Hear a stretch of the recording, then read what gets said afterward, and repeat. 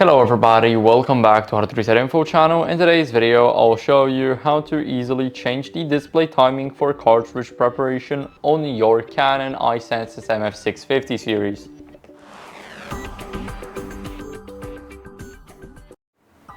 So first, what you guys want to do is click the home button on your printer. Here we need to go to the menu, and right here in the menu we need to click on the preferences, display settings, and right here we need to scroll a bit down until we see display timing for cartridge preparation. And here what we can do is we can disable it, so we can turn it off right here, and here we can set it to a custom from 2 to 99%, or we can simply keep it on auto and enable it right here and apply these settings.